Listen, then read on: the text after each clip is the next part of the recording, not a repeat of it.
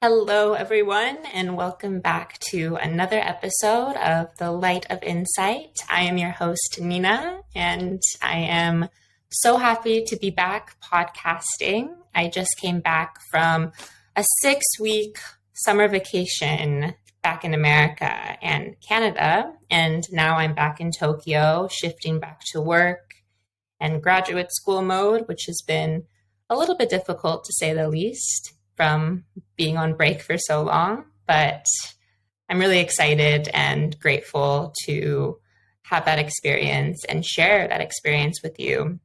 So I originally am from Montana, and I was able to go back home to Missoula and be back there for about 3 weeks. And it was such an amazing time back home. I try to go back every summertime. But I think this time around, it was the longest that I was able to take off and stay with my family in Montana. And it was very much needed. I learned a lot actually during that time being back.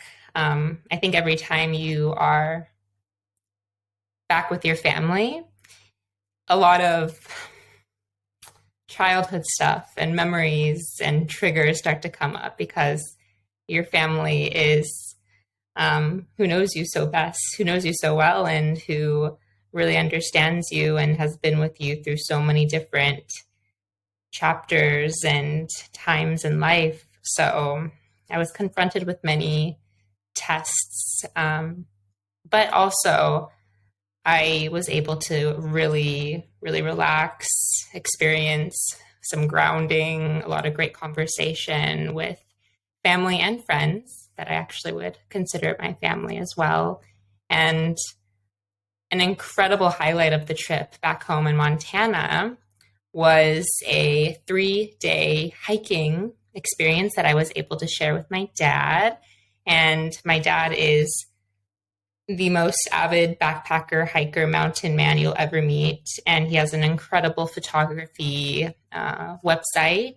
And he sells his photography too. I can link that in the show notes. But he is so fun to hike with because he gets really into the plants and the nature and the mountains and is able to really spot out certain types of flowers, wildflowers, and go more slowly because he's taking pictures of the wildlife and the glaciers. So the hike that we did was in Glacier National Park. It is one of the most beautiful national parks in the world. I'm biased because it's a national park I've been going to since I was like 1. I've been there many times, but it's an incredible national park. That's Glacier National Park. And every time I go there, it's such a spiritual experience, just being engulfed by so many mountains and the beauty of the sky and looking out at nighttime at the stars and just feeling so insignificant and small. It really puts your life into perspective, and it really gets you thinking about how incredible being in nature is. So what we did was a hike called Swift Current, and that's about almost, I would say, 18 to 20 mile round trip hike. So we hiked into a chalet called Granite Park Chalet, and that's where we stayed for 2 nights. And that was just an incredible experience. And then the 3rd day we hiked back down and we're off. But it really made me think about how nature is something that humans, I believe, inherently need. And it's really easy to forget that nature provides you with really good oxygen. It energizes you.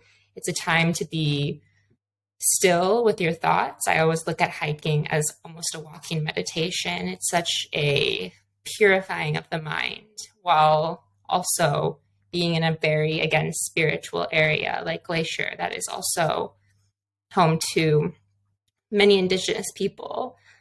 So I was thinking about this idea of nature and how it's something that I really do need in my life, However, I lack it a lot in Tokyo, where I live right now. And it got me thinking, like, how do I incorporate more of this feeling that I get in nature in my life? So I want you to kind of reflect and pause on that question and ask yourself, when am I the most joyous and happy and grounded? Like, where are you? And how do you feel? And who are you with? What are you doing? It can be, like I said, hiking in a national park. It can be when you are in communication with a friend or family member. It can be when you're practicing your craft, like cooking, or when you are playing an instrument that you really love. Just think about that and reflect, because I think it's easy to get super caught up in the chaos of life and kind of go on auto mode or autopilot in life and totally forget about what truly makes you happy and present and grounded.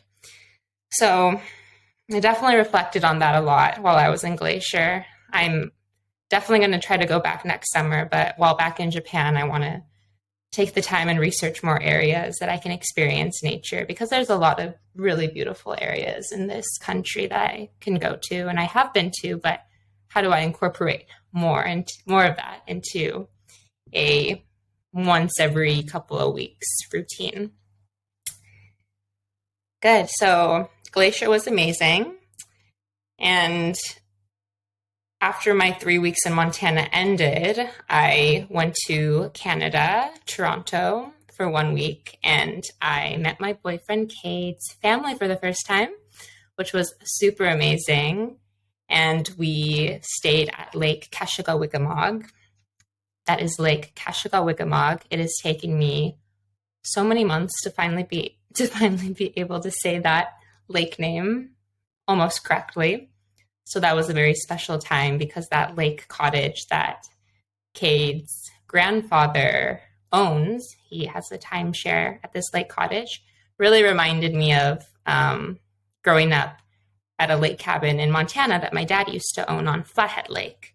So I really did connect, and it really brought up some special memories for me. And it was incredible to share that experience with him and his family. So after Lake Kashigawigamog in Canada, I went back to America and flew to New York City to visit with one of my best friends, Ava, who is such a dear friend of mine. I am so grateful every time I get to reunite with her. We met in college on the dance team. We danced together, and we've just been in contact.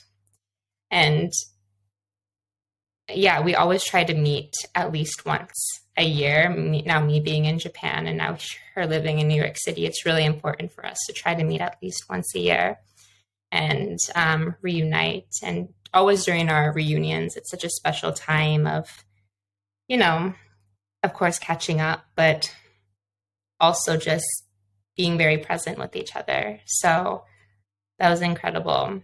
But might I add, during the Montana, Canada, and New York airplanes and traveling and all the airports and all of that, it was quite crazy at times. From Montana to Canada, Missoula to Toronto, our flight got canceled for like a day and a half.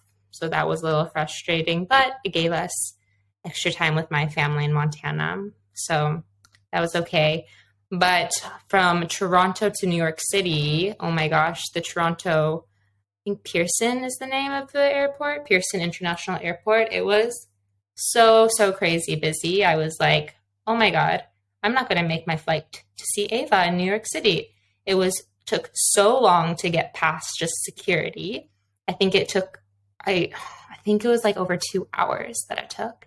And then it was almost an extra hour to get past the customs, because you're going back into America. So there's the border control.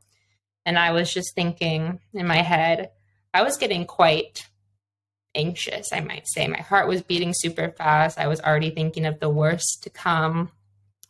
But then a part of me, and I remember journaling about this one time, a part of me just told myself to relax and that everything will work out. It's not like you can't book another flight. It's not like, this is the end of the world if you don't make this flight. I feel like people always go into these very, very distressed, angry, anxious moods when they travel, especially in this time in the world. It's just like traveling is very hectic and expensive, and airline industries are lacking pilots and workers, and people are quitting their jobs, and then people are losing their luggage. It's just a very distressing time. But I think when you're able to step out of that first in your mind and then kind of create a safe space around you somehow when you're in the midst of all the chaos in an airport or an airplane, I think it's important to remember like everything usually works out almost like 99.9% of the time. Even if luggage is lost, it will get back to you somehow. Even if your flight is canceled, you will be able to get to that place somehow. So yeah, while I was waiting in the customs line in Toronto, I was like, okay, I can either make this suit like way worse for myself while making myself even more distressful, or I can take a deep breath and just remember all is going to be okay. And all was okay. I was able to make it to New York and see Ava, and it was great. So yeah, I was stressing myself out for nothing. Okay, so I do also want to share a book recommendation and also a book that I was gifted from my stepmom, Linda, when the last day I was in Missoula. And it is called How to Love by Thich Nhat Hanh.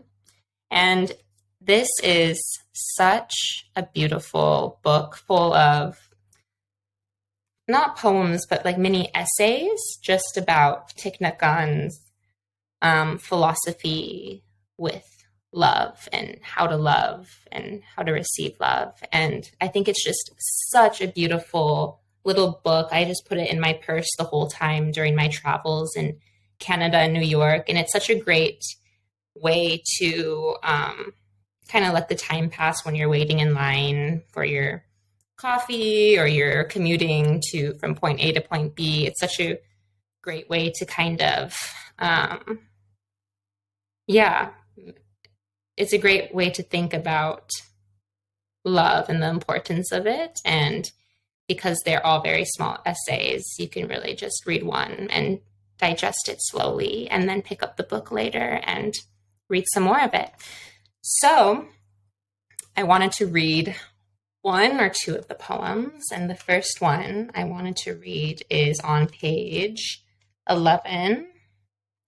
And I'll also link the book on the show notes, so you all have the name of it. But the first one that I want to read is called Recognizing True Love. And again, it's really just small essays. I wouldn't even call them essays, but just little paragraphs, I guess. And they're so beautiful. So this one is called Recognizing True Love. True love gives us beauty, freshness, solidity, freedom, and peace. True love includes a feeling of deep joy that we are alive. If we don't feel this way when we feel love, then it's not true love. I'm going to read that one more time. Recognizing true love. True love gives us beauty, freshness, solidity, freedom, and peace. True love includes a feeling of deep joy that we are alive. If we don't feel this way when we feel love, then it's not true love. I love that one. I think why that resonates a lot with me because I've thought a lot about true love versus being attachments to someone or something. And right away, I think you can know the difference with true love versus an attachment, which comes from an egoic place.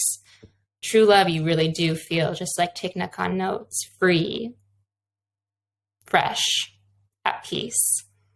And with an attached kind of quote unquote love, it creates feelings of unease, anxiety, scarcity. You can really differentiate the two based on the feelings that come up.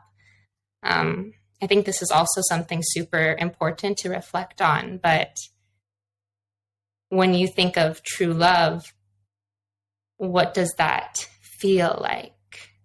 What does that feel like?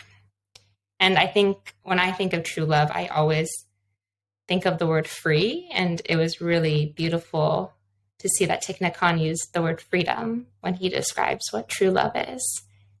And that's another, I think, really important journal reflection to think about. What does freedom feel and look like to you? Yeah. Okay, I think I'm going to read one more because why not? Let's see. There's just so many fun ones in here. Okay. I think I'm going to read Loving Kindness on page 17. I really like this one too. The first element of true love is kindness. The essence of loving kindness is being able to offer happiness. You can be the sunshine for another person. You can't offer happiness until you have it for yourself. So build a home inside by accepting yourself and learning to love and heal yourself. Learn how to practice mindfulness in such a way that you can create moments of happiness and joy for your own nourishment. Then you have something to offer the other person.